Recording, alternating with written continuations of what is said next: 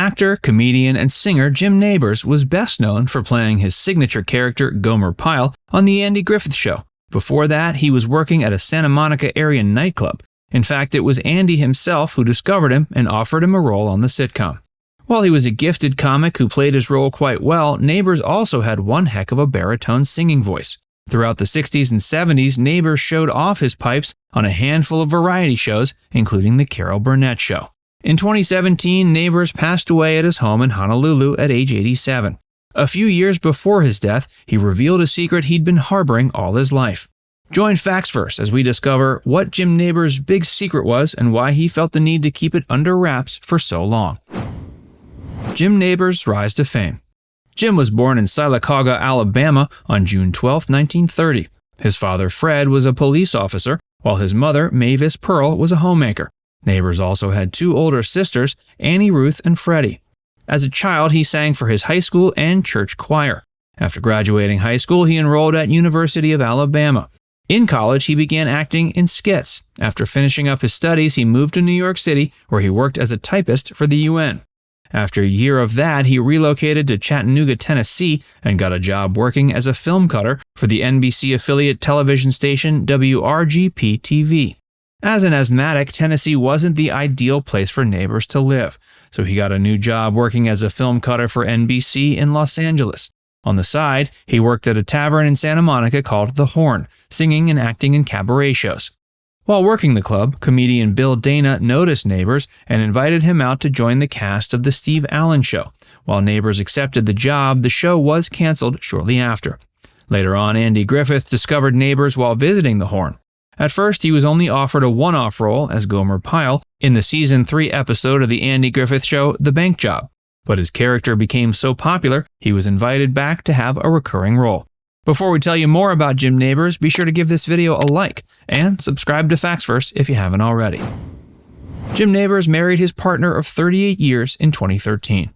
Fans of The Andy Griffith Show and Gomer Pyle USMC tuned in every week, awaiting the uproariously funny Jim Nabors to take the stage, but many of them had no idea he was gay. On January 16, 2013, Nabors got married to his longtime partner Stan Cadwallader at the Fairmont Olympic Hotel in Seattle, 1 month after same-sex marriage was legalized in the state of Washington. The couple had first met in the early 70s, when Cadwallader was working as a firefighter in Honolulu. At first, they kept their relationship low-key, but they started dating in 1975. While Nabors' homosexuality wasn't very well known before this point, it wasn't entirely a secret. Many of his friends knew, and it had become somewhat of an open Hollywood secret.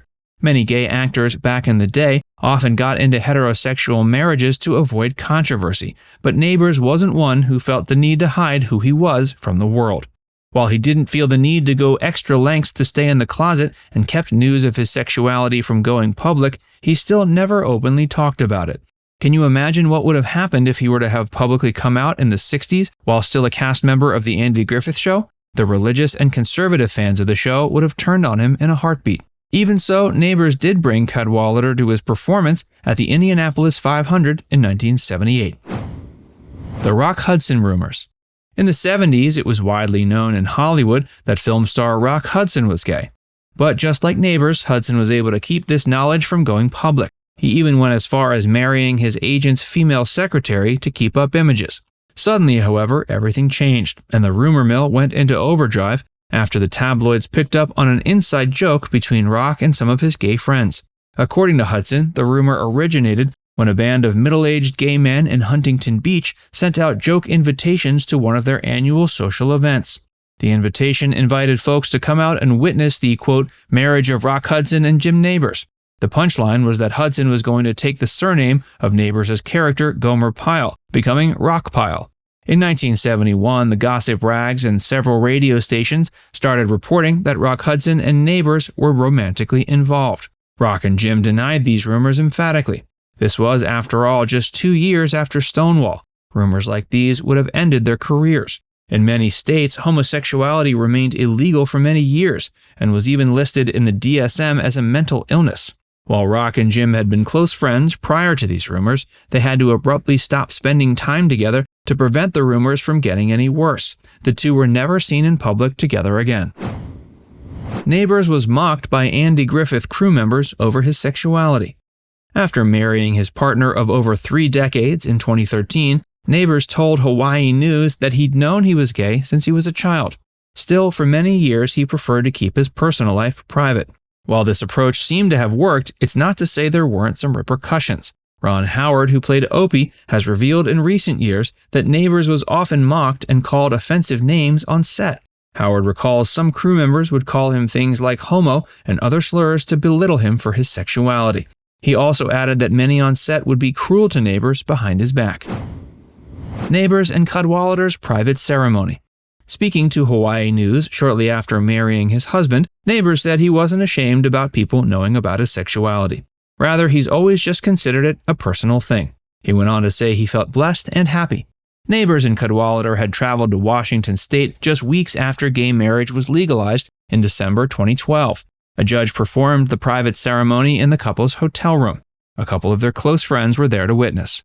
Nabors said before they got married, it was clear they didn't have any rights as a couple, even though they'd been together for almost 4 decades. He added that at his age, getting married to solidify things was the best thing he could do. Nabors additionally mentioned he had no plans on getting involved in the gay marriage debate, noting that he'd never been an activist. When asked if he had any advice for young LGBT people, Nabors said he didn't feel qualified to do so. He did warn, however, there would always be people who would look down on them and say cruel things. Jim chalked that up to a fact of life, saying it was something you have to rise above. After Jim passed away in 2017, his husband confirmed the news of his death to the AP, noting he'd been in declining health for about a year. Now it's time to hear from you. What are your favorite memories of Gomer Pyle and Jim Nabors? Let us know in the comments section below. And before you go, make sure you give this video a like and subscribe to Facts First if you haven't already. Click the bell icon to stay updated on all our latest content.